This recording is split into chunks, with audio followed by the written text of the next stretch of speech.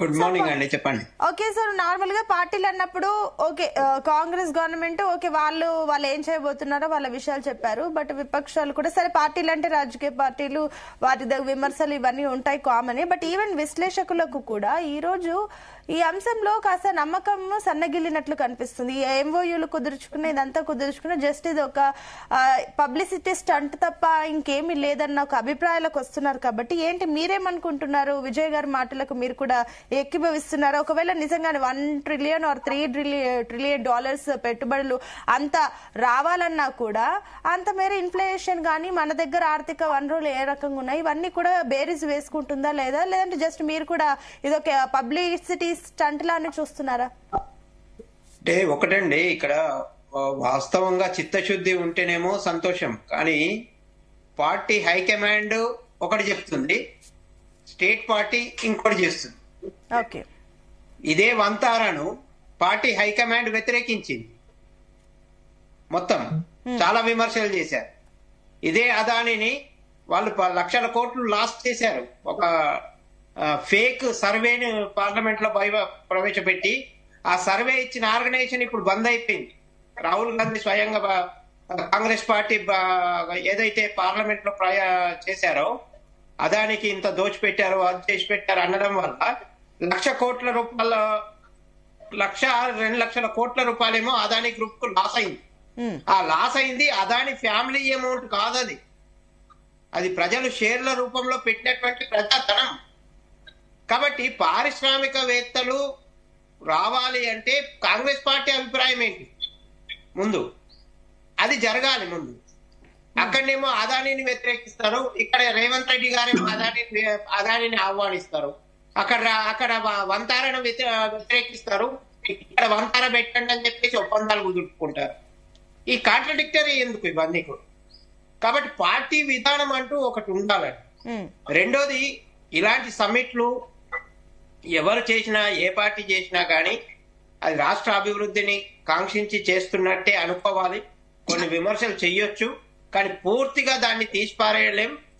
కొంతవరకు సక్సెస్ కావచ్చు, కొంతవరకు ఫెయిల్ కావచ్చు, ఏమన్నా నిర్వహణలో లోపాలు ఉండొచ్చు.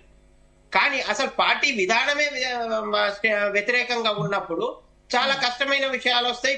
పారిశ్రామికవేత్తలకు నమ్మకం రాదు. నమ్మకం కలగాలి అంటున్నంటే వాళ్ళకు పూర్తి అన్ని విధాల పార్టీ పరంగా కూడా, కాంగ్రెస్ పార్టీ పరంగా కూడా విశ్వాసం ఇప్పించాలి.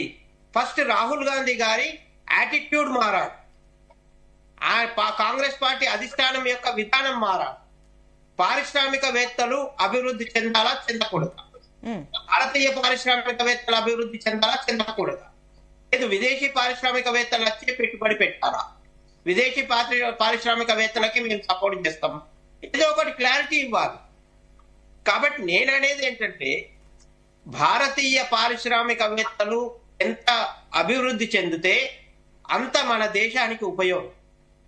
విదేశీ పారిశ్రామికవేత్తలు రావాల్సిందే, విదేశీ పెట్టుబడులు రావాల్సిందే, కానీ అంతకంటే ముఖ్యంగా భారతీయ సంపత్తి పెరగాలి, భారతీయ పారిశ్రామికవేత్తలు పెరగాలి. పెరిగినప్పుడే శాశ్వతమైనటువంటి అభివృద్ధి ఇక్కడే ఉంటుంది. మన ఆర్థిక వ్యవస్థ ఇంకా బలోపేతం కావడానికి అవకాశం ఉంటుంది. కాబట్టి ముందు కాంగ్రెస్ పార్టీ విధానం మారాలి. అక్కడ పారిశ్రామికవేత్తల మీద విమర్శిస్తూ ఉంటారు, వాళ్ళకు దోచి పెడుతున్నారు, వీళ్ళకి దోచి పెడుతున్నారు అంటారు. మరి ఇప్పుడు పారిశ్రామికవేత్తలు కాంగ్రెస్ ప్రభుత్వం పిలిచింది, ఇక్కడ వాళ్ళకు కొన్ని సౌకర్యాలు కల్పించాల్సి వస్తుంది. అలాంటి వాటిని దోచిపెట్టడం అనాలా? సౌకర్యాలు కల్పించకుండా, వాళ్ళు మౌలిక వసతులు కల్పించకుండా వాళ్ళు ఎట్లా పరిశ్రమలు పెడతారు?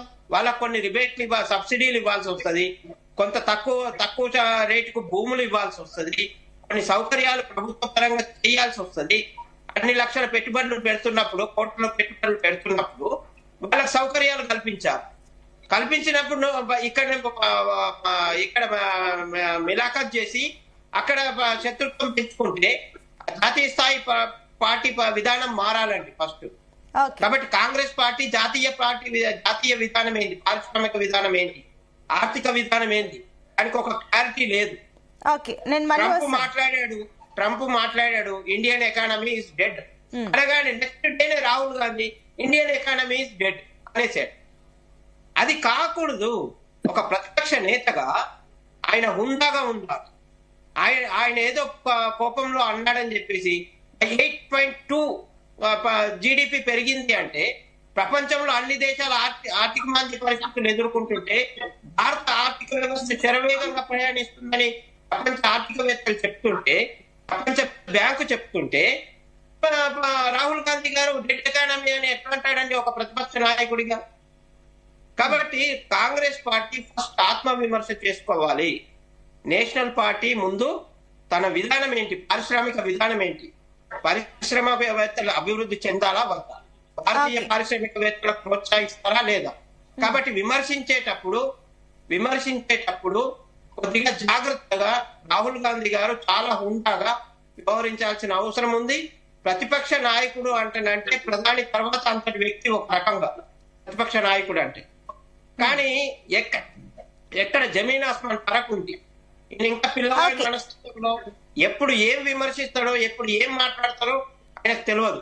కాంగ్రెస్ పార్టీ విధానం అంటూ ఒకటి లేదు పారిశ్రామికవేత్తల విషయంలో. ఇక్కడ ప్రభుత్వం ఈ ఇనిషియేషన్ తీసుకోవడం అది అభినందించాల్సిన విషయమే. ఇనిషియేషన్ తీసుకుంటే మంచిదే, అవి సఫలీకృతం కావాలి, చెయ్యాలి. శివకుమార్